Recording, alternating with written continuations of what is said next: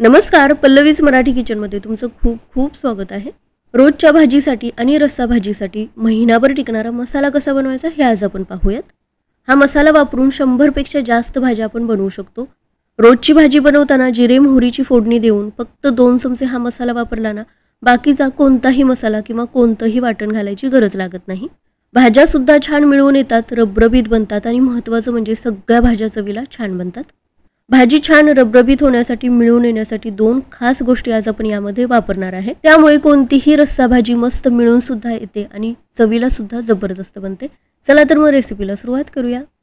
तर त्यासाठी इथे मी पाव वाटी धने घेतलेले आहेत। पाव ते अर्धी वाटी काश्मीरी लाल तिखट किंवा साठवणीचं लाल तिखट घ्यायचं। झणझणीत भाजी हवी असेल तर अर्धी वाटी घ्या। त्यानंतर 3 चमचे जिरे घेतलेले आहेत, थोडासा हिंग सुद्धा घेतलेला आहे। 2 चमचे बडीशेप, 4 चमचे तीळ घेतलेले आहेत। पोह्याचा जो चमचा असतो ना, त्याने हा सगळा मसाला घेतलेला आहे। त्यानंतर अर्धी वाटी डेसिकेटेड कोकोनट घेतलेला आहे, याऐवजी किसून घेतलेलं सुकं खोबरं वापरू शकता। अर्धी वाटी शेंगदाणे सुद्धा घेतलेले आहेत। थोडासा खडा मसाला घेतलेला आहे। यामध्ये 2 ते 3 दालचिनीचे तुकडे, 4 ते 5 लवंगा, 4 ते 5 मिरी, 2 चक्रफूल आणि थोडंसं तमालपत्र घेतलेलं आहे। 7 ते 8 सुकलेल्या लाल मिरच्या सुद्धा यामध्ये घेतलेल्या आहेत। हा मसाला बनवण्यासाठी कांद्याचं प्रमाण खूप महत्त्वाचं आहे। मोठ्या आकाराचे 6 कांदे पातळ काप करून घेतलेले आहेत। वाटीने मोजून घेणार असाल तर 4 वाटी चिरून घेतलेला कांदा घ्यायचा। 4 चमचे आल्याचे बारीक काप करून घेतलेले आहेत। 2 लसणाचे गड्डे सोलून घेतलेले आहेत। 3 मीडियम आकाराचे टोमॅटो बारीक चिरून घेतलेले आहेत। मागे सांगितल्याप्रमाणे हा मसाला वापरून कोणतीही भाजी बनवताना कोणतंही वाटण, कोथिंबीर, कढीपत्ता सुद्धा घालायची गरज लागणार नाही, कारण या मसाल्यामध्येच आपण या सगळ्या गोष्टी घालणार आहे। तर त्यासाठी 1 वाटी बारीक चिरून घेतलेली कोथिंबीर आणि कढीपत्त्याची पाने घेतली। 3 ते 4 हिरव्या मिरच्या सुद्धा घेतलेल्या आहेत। 1 चमचाभर हळद घेतलेली आहे। रस्सा भाजी चांगली मिळून येण्यासाठी 2 गोष्टी आज आपण वापरणार आहे, अर्धी वाटी बेसन आणि पाव वाटी कॉर्नफ्लॉवर। पण या 2 गोष्टी केव्हा वापरायच्या, कशा वापरायच्या ते सुद्धा खूप महत्त्वाचं आहे, ते मी पुढे सांगेनच। सगळ्या साहित्याचं हे प्रमाण घेतलं ना, 3 ते 4 लोकांसाठी रोजची भाजी बनवण्यासाठी महिनाभर टिकणारा हा मसाला बनवून तयार होईल। एका जाड तळाच्या पसरट पॅनमध्ये 3 ते 4 चमचे तेल चांगलं गरम करून घ्यायचं। यामध्ये सुरुवातीला कांदा आपल्याला परतून घ्यायचा आहे। कांदा भाजून घेण्यासाठी थोडासा जास्त वेळ लागतो। लो टू मीडियम फ्लेमवरती सतत हलवत कांदा आपल्याला चांगला परतून घ्यायचा आहे। सगळ्या गोष्टी आपल्याला अगदी परफेक्ट भाजून घ्यायच्या आहेत, त्यामुळे मसाला सुद्धा जास्त दिवस टिकणार आहे। तर दुसऱ्या बर्नरवरती कांदा भाजून होतोय तोपर्यंत बाकीची सुद्धा तयारी करूयात। तर दुसऱ्या पॅनमध्ये शेंगदाणे काढून घेतले। शेंगदाणे लो टू मीडियम फ्लेमवरती सतत हलवत खरपूस भाजून घ्यायचे। शेंगदाणे सुद्धा मस्त खरपूस भाजून घ्यायचे, म्हणजे आतपर्यंत चांगले भाजले जातात आणि काही दिवसानंतर मसाल्याला सुद्धा कडवट असा फ्लेवर येत नाही। तर हलकेसे डाग पडेपर्यंत शेंगदाणे भाजून घेतले, एका प्लेटमध्ये काढून घेतले। त्याच पॅनमध्ये सगळा खडा मसाला काढून घेतला। सुकलेल्या लाल मिरच्या सुद्धा काढून घेतल्या। हे सुद्धा अगदी थोडा वेळ आपल्याला परतून घ्यायचे। कोरडे मसाले आहेत ते आपण असेच रोस्ट करून घेणार आहे, त्यामुळे जास्त तेलाचा वापर सुद्धा होणार नाही। तर अगदी थोडा वेळ हा खडा मसाला परतून घेतला, एका ताटामध्ये काढून घेतला। आता त्याच पॅनमध्ये तीळ, धने, जिरे आणि बडीशेप काढून घेतली। हे सुद्धा मंद आचेवरच अगदी थोडा वेळ आपल्याला परतून घ्यायचे। हे सगळे मसाले परतून घेतल्यामुळे यातलं जे काही मॉइश्चर असतं ते सुद्धा निघून जातं, त्यामुळे मसाला सुद्धा जास्त दिवस टिकण्यास मदत होते आणि खमंग बनतो। सगळ्यात शेवटी यामध्ये डेसिकेटेड कोकोनट ॲड केलेलं आहे। अगदी काही सेकंद हे परतून घेतलं, फक्त मिनिटभर हे मी परतून घेतलेलं आहे। एका ताटामध्ये काढून घेतलं। सुक्या खोबऱ्याचा लगेचच रंग बदलतो, त्यामुळे मंद आचेवरच हे परतून घ्यायचं। दुसऱ्या बर्नरवरती कांदा ठेवलेला आहे, तो सुद्धा मध्ये मध्ये मी परतून घेत आहे। आता याच पॅनमध्ये 2 चमचे तेल गरम करून घेतलं। यामध्ये चिरून घेतलेला सगळा टोमॅटो काढून घेतला। आता सगळ्यात महत्त्वाची गोष्ट, हा मसाला जास्त दिवस टिकण्यासाठी टोमॅटो आपल्याला कांद्यामध्येच परतून घ्यायचा नाही, तर एका वेगळ्या पॅनमध्ये अगदी तेल सुटेपर्यंत आपल्याला हा टोमॅटो परतून घ्यायचा आहे। टोमॅटो आपल्याला मऊ शिजेपर्यंत, तेल सुटेपर्यंत परतून घ्यायचा आहे, त्यामुळे दुसऱ्या बर्नरवरती ठेवून दिला। आणि हे पहा, कांद्याचा हलकासा रंग बदललेला आहे। आता यामध्ये आलं आणि लसूण ॲड केलं।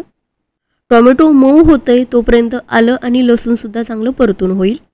टोमॅटोमध्ये पाणी जास्त असतं आणि ते पाणीच आपल्याला पूर्णपणे काढून घ्यायचं आहे, त्यामुळेच दुसऱ्या पॅनमध्ये आपल्याला हे व्यवस्थित शिजवून घ्यावं लागेल। आलं लसूण कांद्यामध्ये चांगलं परतून झालं की कढीपत्ता, कोथिंबीर आणि मिरची सुद्धा काढून घेतली। यामध्ये सुद्धा पाण्याचं प्रमाण जास्त असतं, त्यामुळे 5 ते 6 मिनिटे कांद्यामध्ये चांगलं हे परतून घ्यायचं। कांद्यामध्ये वापरलेल्या सगळ्या गोष्टी चांगल्या परतून घेतलेल्या आहेत आणि हे पहा, टोमॅटो सुद्धा चांगलं मऊ झालेलं आहे आणि आता तेल सुद्धा याला सुटलेलं आहे। तर हे पहा, टोमॅटो आपल्याला असंच थोडा वेळ शिजवून घ्यायचं आहे। मस्त तेल सुटेपर्यंत परतून घ्यायचे. दोन्ही बर्नरची फ्लेम मी बंद केलेली आहे. या दोन्ही गोष्टी थंड करून घेऊयात आणि तोपर्यंत सुका मसाला वाटून घेऊयात. तर मिक्सरच्या भांड्यामध्ये खडा मसाला काढून घेतला, जिरे, तीळ, बडीशेप सुद्धा काढून घेतलं आणि यामध्येच शेंगदाणे सुद्धा काढून घेतले. मिक्सरला 3 ते 4 वेळा हे फिरवून घेतलं, बारीक अशी पावडर करून घेतली. एका ताटामध्ये हे काढून घेतलं. आता कांदा आणि टोमॅटो चांगलं थंड झालेलं आहे, हे सुद्धा मिक्सरच्या भांड्यामध्ये काढून घेतलं. गरज असेल तरच अगदी थोडंसं पाणी वापरू शकता आणि ही पेस्ट बारीक अशी आपल्याला करून घ्यायची. पाणी वापरून जरी ही पेस्ट बनवली तरी सुद्धा काहीच काळजी करायची गरज नाही, कारण तेलामध्ये ही पेस्ट आपण तेल सुटेपर्यंत परतून घेणार आहे. तर सगळा मसाला बारीक वाटून घेतलेला आहे. आता एका मोठ्या भांड्यामध्ये किंवा कढईमध्ये पाऊण वाटी तेल चांगलं गरम करून घ्यायचं. तेल चांगलं गरम झालं की गॅसची फ्लेम एकदम मंद ठेवायची. या तेलामध्ये सुरुवातीला बेसन घालायचं. बेसन आपल्याला तेलामध्ये चांगलं परतून घ्यायचंय. बेसनचा कच्चा फ्लेवर पूर्णपणे निघून जायला हवा. मंद आचेवरच बेसन आपल्याला तेलामध्ये परतून घ्यायचंय. याचा हलकासा रंग बदलला, खमंग वास येऊ लागला की लगेचच गॅस बंद करायचा. गॅस बंद करूनच लाल तिखट, हिंग आणि हळद घालायची. लक्षात ठेवा, तेल चांगलंच गरम आहे, त्यामुळे गरम तेलामध्ये हे लाल तिखट लगेचच व्यवस्थित परतून घ्यायचं. या दोन्ही गोष्टी करपू द्यायच्या नाहीत, नाहीतर मसाल्याची चव थोडीशी बिघडू शकेल. गॅस अजून बंदच आहे. या गरम तेलामध्ये सुरुवातीला ही पेस्ट काढून घेतली. तर या सगळ्या मसाल्यामध्ये सुरुवातीला हे बेसन आणि लाल तिखट मिक्स करून घ्यायचंय आणि त्यानंतरच गॅसची फ्लेम आपल्याला चालू करायची. तर हे पहा, सुक्या मसाल्याची पावडर सुद्धा काढून घेतली. आता हे सगळं चांगलं मिक्स करून घेऊयात. सगळं चांगलं मिक्स करून घेतलं की पुन्हा गॅसची फ्लेम चालू करायची. आता मंद आचेवरच सतत हलवत हा मसाला आपल्याला चांगलं तेल सुटेपर्यंत परतून घ्यायचंय. यातलं तेल सुटायला सुरुवात झाली की मसाल्याचा हलकासा रंग सुद्धा बदलतो. तर 10 ते 12 मिनिटे मंद आचेवरच हा मसाला मी परतून घेतलेला आहे. याला रंग सुद्धा आता मस्त आलेला आहे आणि तेल सुद्धा सुटू लागलेलं आहे. आता या मसाल्यामध्ये आपल्याला मीठ सुद्धा वापरायचं आहे. तर इथे मी 4 चमचे मीठ घेतलेलं आहे. मीठ प्रिझर्वेटिव्हचं सुद्धा काम करेल, यामुळे हा मसाला सुद्धा जास्त दिवस टिकण्यास मदत होईल. पण एकच काळजी घ्यावी लागेल, मसाल्यामध्ये आपण मीठ वापरलेलं आहे, त्यामुळे भाजी बनवताना गरज असेल तरच मीठ वापरायचं. आता एक छोटा चमचा इथे मी साखर वापरलेली आहे. सगळे मसाले वापरलेले आहेत, त्याचा फ्लेवर बॅलन्स करण्यासाठी थोडीशी साखर वापरलेली आहे. हे सगळं चांगलं आता मिक्स करून घेतलं. पुन्हा 5 मिनिटे मंद आचेवरच हा मसाला परतून घेतला. तुम्ही पाहू शकता, हा मसाला कढईच्या तळाला चिकटून राहत नाही. याला तर तेल सुटायला सुरुवात झालेली आहे आणि हे पहा, याचा आता गोळा सुद्धा बनतोय. म्हणजे मसाला आपला तयार आहे. पण एक गोष्ट आपल्याला यामध्ये ॲड करायची आहे. सगळ्यात शेवटी यामध्ये आपल्याला कॉर्नफ्लॉवर घालायचे. मसाला हलकासा गरम आहे, पूर्णपणे थंड झालेला नाही. या मसाल्यामध्ये थोडं थोडं कॉर्नफ्लॉवर घालत हे चांगलं मिक्स करून घ्यायचं.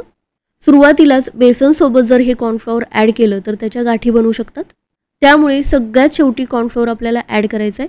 हवं तर मंद आचेवरच थोडं थोडं कॉर्नफ्लॉवर घालत हा मसाला मिक्स करून घ्यायचा, नाहीतर गॅसची फ्लेम पूर्णपणे बंद करून गरम मसाल्यामध्येच कॉर्नफ्लॉवर ॲड करून व्यवस्थित मिक्स करून घेतलं तरीसुद्धा चालेल. तर मसाला आता तयार आहे. पूर्णपणे थंड झाला ना की एखाद्या एअरटाईट कंटेनरमध्ये स्टोअर करून ठेवू शकता. शक्यतो काचेच्या हवाबंद बरणीमध्ये हे स्टोअर करून ठेवायचं. फ्रीजमध्ये हा मसाला स्टोअर करून ठेवू शकता. 1 ते 1.5 महिना छान टिकेल. मसाला आपण तेलामध्ये चांगला परतून घेतलेला आहे. यासाठी वापरलेला कोणताही मसाला किंवा कांदा जास्त तेलामध्ये आपण तळून घेतला नाही. कमी तेलामध्ये हा मसाला बनवून तयार झालेला आहे. आता हा मसाला तर बनवला, पण त्यापासून भाजी कशी बनवायची हे सुद्धा पाहूयात. तर त्यासाठी कुकरमध्ये 2 चमचे तेल चांगलं गरम करून घेतलं. अर्धा चमचा जिरे आणि अर्धा चमचा मोहरी घेतली. हे छान तडतडल्यानंतर यामध्ये 2 चमचे हा मसाला घातला. तेलामध्ये हा मसाला अगदी थोडा वेळ आपल्याला परतून घ्यायचा आहे. अगोदरच हा मसाला आपण तेलामध्ये चांगला भाजून घेतलेला आहे, त्यामुळे भाजी बनवताना पुन्हा तेलामध्ये हा मसाला जास्त वेळ परतत बसायची सुद्धा गरज लागत नाही. अगदी थोडंसं यामध्ये मी पाणी घातलं. याची कन्सिस्टन्सी तुम्ही पाहू शकता. पाणी घातल्यानंतर लगेचच हे मिळून यायला सुरुवात होते, कारण यामध्ये आपण बेसन आणि कॉर्नफ्लॉवर घातलेलं आहे.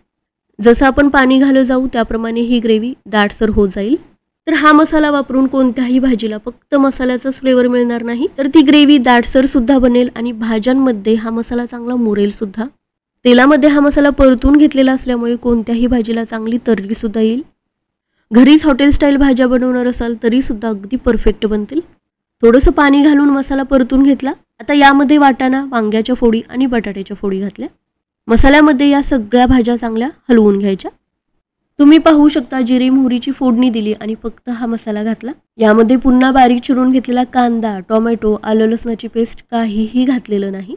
गरम मसाला, हळद, लाल तिखट हे सुद्धा काहीही घालायची गरज लागत नाही. कुकरवरती असंच झाकण ठेवून 5 मिनिटे फक्त या मसाल्यामध्ये भाज्या थोडा वेळ वाफवून घेतल्या. त्यानंतर आपल्याला हवं तेवढं यामध्ये पाणी घालायचं. रस्सा भाजी बनवणार असाल तर थोडंसं जास्त पाणी घालायचं. चांगलं मिक्स करून घेतलं. गरज असेल तर अगदी थोडंसं मीठ घालायचं, कारण मसाल्यामध्ये सुद्धा आपण मीठ घातलेलं आहे. मिक्स करून घेतलं. झाकण लावून फक्त एक शिट्टी करून घेतली. एका शिट्टीनंतर कुकर थोडासा थंड झाला आणि हे पहा, मस्त झटपट अशी ही भाजी आपली तयार झालेली आहे. रस्सा भाजी मला बनवायची होती, त्यामुळे थोडंसं जास्त पाणी मी घातलेलं होतं. आणि तरीसुद्धा हे पहा, याची करी तुम्ही पाहू शकता, मस्त मिळून आलेली आहे. मसाला भाज्यांच्या आतपर्यंत चांगला मुरलेला आहे. भाजीला तर्रीसुद्धा मस्त आलेली आहे. आणि हे पहा, अगदी परफेक्ट ही भाजी बनवून तयार झालेली आहे. हा मसाला जर एकदाच तयार करून ठेवला तर टिफिनसाठी सकाळी गडबडीच्या वेळी भाज्या, रस्सा भाज्या अगदी झटपट बनवून तयार होतील. कुठलंही वाटण बनवायची गरज नाही, कुठलाही मसाला घालायची गरज नाही. अगदी झटपट भाजी बनवून तयार होईल. या मसाल्यातली न आवडणारी भाजीसुद्धा आवडीने खाल. रेसिपी नक्की ट्राय करा.